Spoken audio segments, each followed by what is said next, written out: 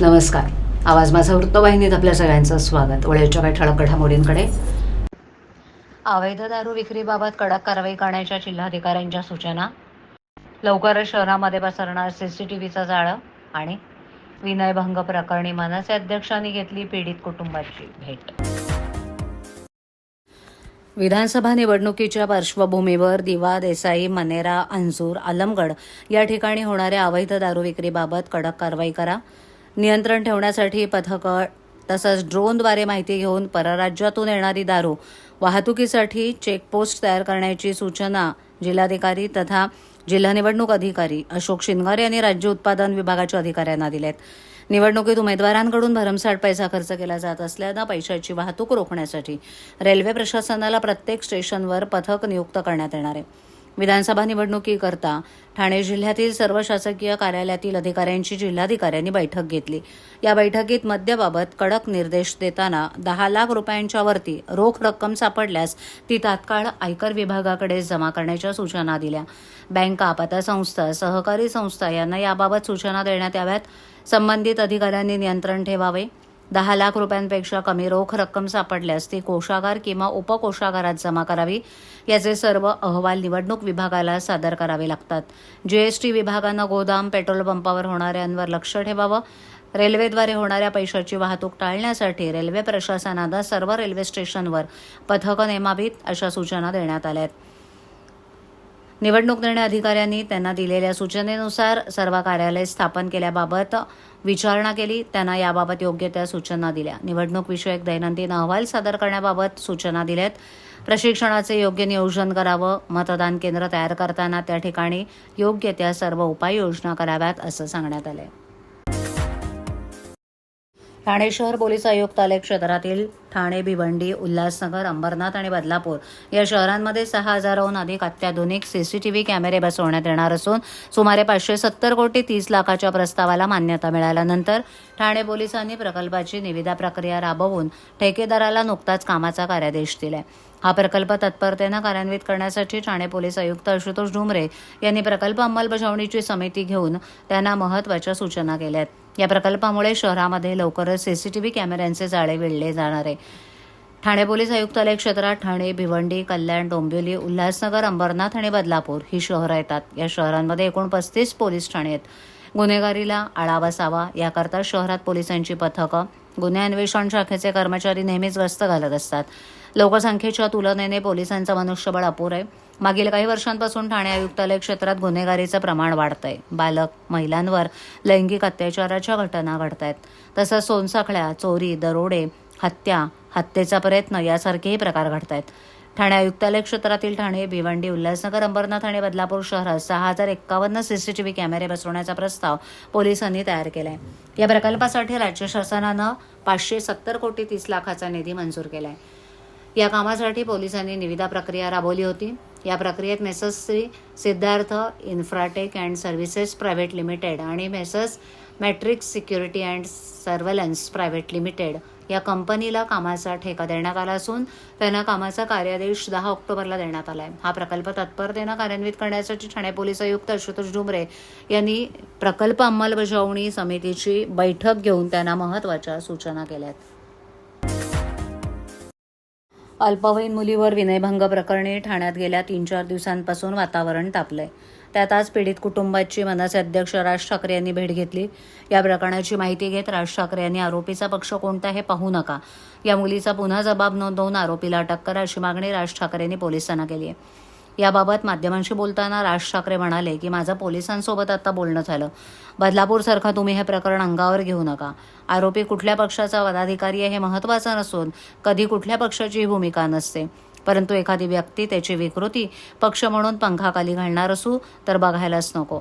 तो कुठल्याही पक्षाचा असला तरी अशा कृत्यांना पाठीशी घालू नये. विनयभंगाचा गुन्हा दाखल झाल्यानंतर कोर्ट जामीन देते कसे, त्या पोरीचा पुन्हा जबाब द्या.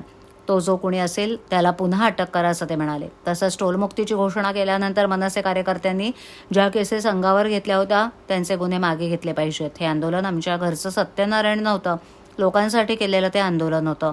आज सगळेजण खुश असतील. इतकी वर्ष टोलधाड आपल्यावर पडली होती. टोलचे पैसे किती जमा झाले, कुणाकडे गेले याची कल्पनाही नव्हती. इतकी वर्ष आमचा पक्ष आंदोलन करतोय, त्याला यश आलंय, त्यामुळे सर्व कार्यकर्त्यांचं अभिनंदन करतोय असं कौतुक करत राज ठाकरेंनी मनसे कार्यकर्त्यांवरील गुन्हे मागे घेण्याची मागणी केली आहे. मी त्यांना हेच सांगितलं, म्हटलं बदलापूरसारखं म्हटलं तुम्ही सगळ्या गोष्टी अंगावरती घेऊ नका. प्रश्न हा कुठच्या पक्षाचा तो पदाधिकारी आहे हा महत्त्वाचा नसून कधी कुठचाही पक्षाची कधी भूमिका नसते, पण एखादी कुठची व्यक्ती त्याची जर समजा अशा प्रकारची विकृती पक्ष म्हणून पंखाखाली घालणार असू आपण तर मग काय बघायलाच नको. मला सांगतो कुठच्याही पक्षाचा असो ना, असल्या प्रकारची कृत्य करताना कोणी त्यांना पंखाखाली घालू नये. आणि अशा प्रकारची विनयभंगाची केस झाल्यानंतर किंवा गोष्ट झाल्यानंतर अशा लोकांना जामीन मिळतो कसं मला कळत नाही. कोर्ट देखील यांना जामीन देतं कसं. आणि म्हणून मी त्यांना सांगितलं तर त्या मुलीची परत स्टेटमेंट घ्या सगळं आणि तो जो कोणी आहे त्याला पहिल्यांदा अरेस्ट करा. मागील काही दिवसांपासून ठाणे शहरासह जिल्ह्यातील ग्रामीण भागात सकाळी कडक ऊन तर सायंकाळी पावसाच्या सरी कोसळत आहेत. त्यामुळे वातावरण बदलाचा फटका नागरिकांच्या आरोग्याला बसतोय. अनेक दवाखाने क्लिनिकमध्ये रुग्णांची गर्दी आहे. मागील काही दिवसांपासून परतीच्या पावसानं जोरदार हजेरी लावली आहे. सकाळच्या वेळेला कडक ऊन पडतंय तर सायंकाळी अचानक ढग दाटून येऊन पावसाच्या जोरदार सरी कोसळत आहेत. ग्रामीण भागात हातातोंडाशी आलेल्या पिकांचं देखील अवकाळी पावसामुळे नुकसान झालं असल्याचं दिसून येत आहे. त्यामुळे शेतकरी हवालदिल झाले. तर दुसरीकडे वातावरणात होणाऱ्या बदलामुळे दिवसा अंगाची लाही तर सायंकाळी पावसामुळे निर्माण होणाऱ्या गारव्यानं आजारांना निमंत्रण मिळते. सर्दी खोकल्यासह ताप येणं, थकवा जाणवणं अशा तक्रारींमध्ये वाढ झाल्याचं डॉक्टरांकडून सांगण्यात येत आहे. त्यामुळे उन्हात फिरताना जास्तीत जास्त पाणी प्यावं, पावसात विनाकारण भिजू नये असा सल्ला जिल्हा आरोग्य विभागाकडून देण्यात आला आहे. आगामी विधानसभा निवडणुकीच्या पार्श्वभूमीवर 147 कोपरी पाचपाखाडी विधानसभा मतदारसंघाचे निवडणूक निर्णय अधिकारी सर्जेराव म्हस्के पाटील यांच्या मार्गदर्शनाखाली स्वीप अंतर्गत शांतीनगर येथील ठाणे महानगरपालिकेच्या शाळा क्रमांक 38 इथे मतदारांमध्ये मतदानाबाबत जनजागृती करण्यात आली. या मतदान जनजागृतीस पालकांचा उत्स्फूर्त प्रतिसाद मिळाला असून 20 नोव्हेंबर रोजी आम्ही मतदान करणार असल्याचा विश्वास महिला पालक मेळाव्यास उपस्थित असलेल्या पालकांनी दिला. यावेळेला विद्यार्थ्यांनी पथनाट्य सादरीकरण करून त्या माध्यमातून मतदानाचं महत्त्व पटवून देत उपस्थितांना मतदान करण्याचं आवाहन केलं. स्वीपचे सदस्य राजेंद्र परदेश आणि अनंत सोनावणे यांनी लोकशाहीनं प्रत्येक नागरिकाला मतदानाचा अधिकार दिला असून या अधिकाराचा वापर प्रत्येकानं करून लोकशाही बळकट करण्यासाठी हातभार लावला पाहिजे असं म्हणाले. आपण स्वतः मतदान कराच, परंतु आपल्या घरातील सदस्य, शेजारी, नातेवाईक, मित्र परिवार यांना सुद्धा मतदान करण्यासाठी प्रवृत्त करण्याचा संदेश मतदार जनजागृतीच्या माध्यमातून देण्यात आला. तसंच नवीन मतदार नोंदणी करण्यासाठी अर्जाचं वाटप करून नवमतदारांना सुद्धा मतदान करण्याचं आवाहन करण्यात आले. यावेळेला स्वीप टीमचे नोडल अधिकारी कमलाकांत मेहत्रे, स्वीपचे सदस्य सीताराम परब आणि अविनाश सावंत तसंच शाळेतील मुख्याध्यापिका आशा पाटे आणि इतर शिक्षक उपस्थित होते.